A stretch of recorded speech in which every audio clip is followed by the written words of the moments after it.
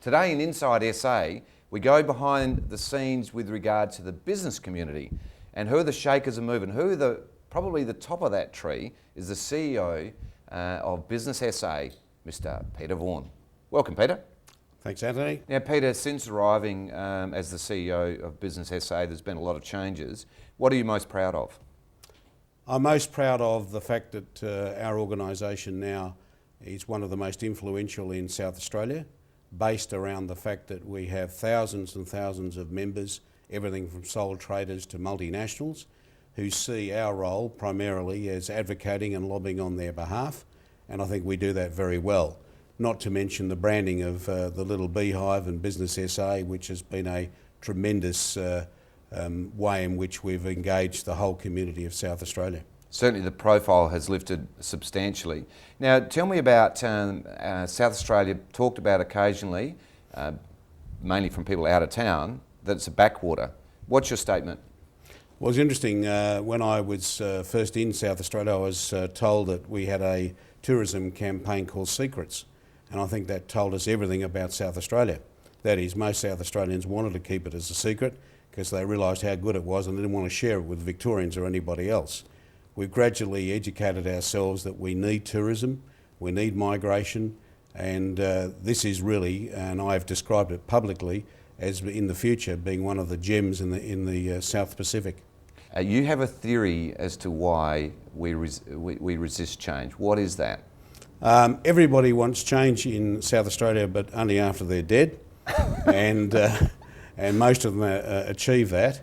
And the reason for that is that we have great abundance and resources in this state, but the one thing that we lack is the political willpower and the courage to change, because people have a comfort zone in South Australia, and that's the whole of South Australia, I think, has that comfort zone, and they basically hope that most people will go away. And unfortunately the world won't go away, it will change. And if you don't engage with it, it will change despite you rather than because of you. So would it be fair to say that the establishment is still alive and well here? I think there is a small group of elite in South Australia who are very concerned that they don't upset anybody, because basically they all want the invite to the Clipsal race, they all want to go, or they all have gone to the same schools, they all know each other, their wives play tennis. And so the difference in attitude in South Australia and Victoria can be in a business engagement. You can have a dispute in Victoria at breakfast and not see the person again for another year or a lifetime. In South Australia, you might have a dispute and then you have a problem and you don't resolve it because you see the same person at lunchtime and then you meet them again at dinner at a function. And that creates an environment where we don't like to agitate and particularly don't like to dispute between each other. Now finally, Peter, if you were talking to an audience who's potentially listening overseas, why should they come to South Australia? Because it is a gem, because it has a great future. The next 10 or 20 years in this state will be the greatest in the history of South Australia. It is a country that's politically stable.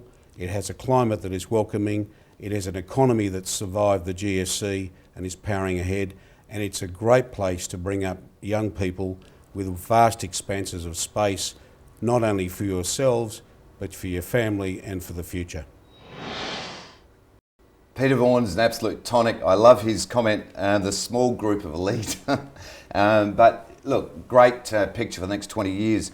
But Emma from the Real Estate Institute is here with me. Now Emma, for those who've just joined us, just talk to me about today's paper, page 3. It talks about the unemployment rate going up in South Australia from record lows to 5.4, so it's gone up 1% in the last 2 months.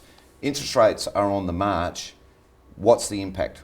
Yeah, both critical factors in the housing market. Employment naturally means about buying, selling, all those things are really important. So we've got to keep an eye on how that's going. There's a lot of things on the go for South Australia, mining, defence, and also of course we've got the projected population growth in the next few years, so it'll definitely have an impact. Emma, let's go and have a look at some really great properties, and we'll be back in a moment, and let's go behind the blinds and just see some gorgeous properties.